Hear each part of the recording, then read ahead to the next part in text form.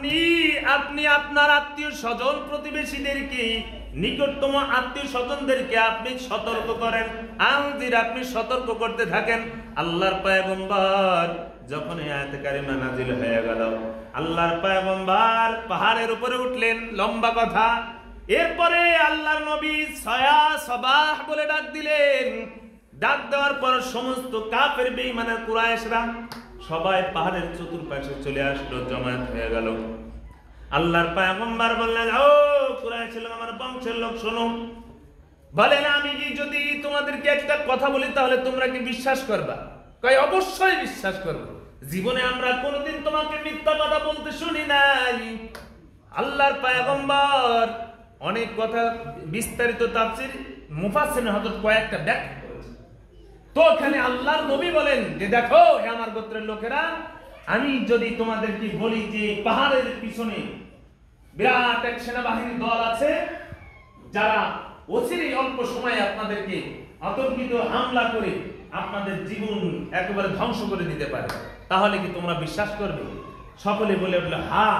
জীবনে যাকে মিথ্যা কথা বলতে দেখি নাই, তার মুখ থেকে, তার এই পাক জবান থেকে এমন কথা বের হবে, আর এ কথা বিশ্বাস করবে না আমাদের এখানে কেউ থাকতে পারে না।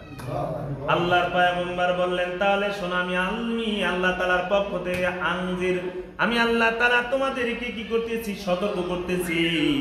আল্লাহ তাআলার এক ভীষণ এক আযাব থেকে আমি তোমাদেরকে সতর্ক করতেছি। সকলেই হতবাক হয়ে গেল। রাসূলের চাচা যান আবু লাহাব, এই চাচা এইবার তো রেগে ফেটে গেল। যেহেতু যেই আপনারা বর্তমান যে সিচুয়েশনে আপনারা একজনকে যদি মনে করেন যে ইসলামের পক্ষে দাওয়াত দেন, তখন দেখেন দুই ভাগ হয়ে যায় কি যায় না? কয় সব কিছু মানতে রাজি, কিন্তু তোমরা এই ভোটের কথা বলো না। কি আছে না নাই? করতেছেন আপনারা? মুসলমান এইবার আবু লাহাব রাগ হয়ে একটা পাথর নিল। পাথর নিয়ে মারার উদ্যত হয়েছে, মারতে যাবে। আর মারতে যাওয়া ওই সময় বলতেছে, এ তাব্বাল্লাকা ইয়া মুহাম্মদ আলী হাযা জামাতানা, এই কারণেই তুমি আমাদেরকে একত্রিত করেছো, এই যে তুমি ধ্বংস হোক, সাইরাল ইয়াউম, তোমার আজকে সারা দিন তোমার ধ্বংস হোক। গালি দিল কে? আবু লাহাব। নবীজি সাল্লাল্লাহু আলাইহি ওয়াসাল্লাম গালির জবাব দিয়েছেন? জোরে বলেন, গালির জবাব দিয়েছেন? নবীজি গালির জবাব দেয় নাই, কিন্তু গালির জবাব দিয়েছেন একজন, তিনি কে? আল্লাহ। আওয়াজ করে বলেন, তিনি কে? আপনি দাওয়াত দিতে যাবেন, হক কথা বলবেন, বলতে গেলেই এক শ্রেণীর মানুষ আপনার উপরে রুখে দাঁড়াবে, কিন্তু সব সময় জবাব দেওয়া যাবে না। শুধু তাই নয়, আপনার ঘরে আপনার বিবি, আমার বিবি যদি একটু, বিবির রাগ তো সবার ভিতরে আছে, রাগ আছে না নাই? বিবি রেগে গেছে, আমি চুপ হয়ে যাই। আমি যদি চুপ হয়ে যাই তাহলে বিবির রাগ আস্তে আস্তে কমবে কি কমবে না? যদি কথা বলি তাহলে রাগ বাড়বে না কমবে? বাড়বে। এর জন্য যদি স্বামী রাগ হয়ে গেছে, স্ত্রী চুপ হয়ে গেছে, স্ত্রী রাগ হয়ে গেছে তো স্বামী চুপ হয়ে গেছে, বলেন তো ওই বাড়িটা জান্নাতি পরিবেশ হবে, কথা ঠিক কিনা? আর যদি একটা কথা বলছে স্ত্রী, স্বামী চারটা জবাব দিয়েছে, স্ত্রী একটা কথা বলার দ্বারা চারটে জবাব দিয়েছে স্বামী, স্বামী একটা জবাব দিয়েছে, একটা কথা বলছে, স্ত্রী শুরু করে দিয়েছে গান গান। আছে না নাই? ওই ঘরে শান্তি আসতে পারে না। আল্লাহর পয়গম্বর বলেন, কেউ যদি তোমাকে গালি দেয়, তুমি যদি তার গালির জবাব না দাও, তোমার গালির জবাব আল্লাহর রহমতের ফেরেশতারা তোমার গালির জবাব দিয়ে দেবে।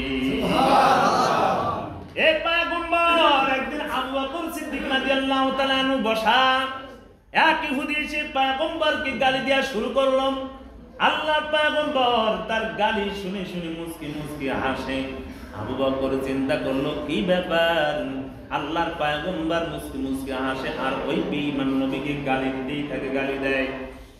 আবু বকর রাদিয়াল্লাহু তাআলা আনহু মনে মনে চিন্তা করলো, আমি একজন নবী প্রেমিক, কেমনে রে নবীকে আমার সামনে গালি দেয়, তো সহ্য করা যায় না।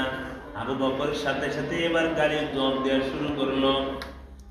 আবু বকর তাকায়া দেখে নবী আর মুখে হাসি নাই, নবীর চেহারা এবং লাল হয়ে গেছে।